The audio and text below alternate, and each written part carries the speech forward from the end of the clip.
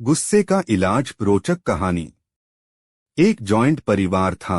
यह परिवार पिछले कई सालों से एक साथ ही रहता आया था।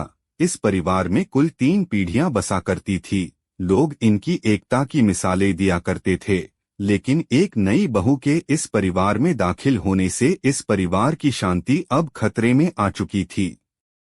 यह नई बहू स्वभाव की खराब नहीं थी, लेकिन जब इसे गुस्सा आता था तो वह किसी को भी कुछ भी बोल देती थी और उसे हर छोटी मोटी बात पर गुस्सा आ जाया करता था। इस वजह से अब पूरे परिवार में तनाव रहने लगा था।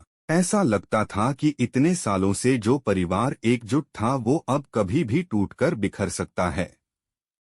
गुस्सा शांत होते ही बहू को अपनी गलतियों का एहसास होता। वह पश्चाताप करती, लेकिन फिर सब भुलाकर अगली बार गुस्सा करती और वही बातें दोहराती।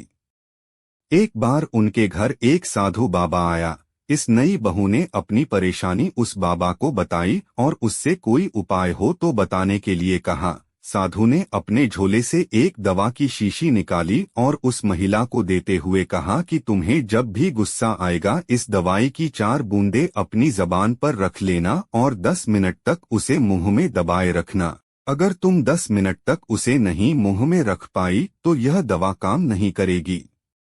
महिला ने अगले दिन से ही उस साधु बाबा की दी दवाई का इस्तेमाल करना शुरू कर दिया। 10 दिनों बाद जब वह साधु फिर से उसके घर आया तब महिला ने उसके पैर पकड़ लिए और कहा कि साधु बाबा आपके दवाई काम कर गई, उसकी वजह से अब मुझे गुस्सा नहीं आता है और अब मेरे परिवार में सुख शांति फिर से पहले जैसी रहने लगी है।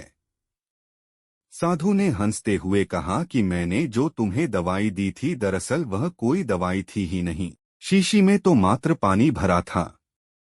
तुम्हारा गुस्सा किसी दवाई की वजह से नहीं बल्कि गुस्सा आए तब शांत रहने की वजह से खत्म हुआ है।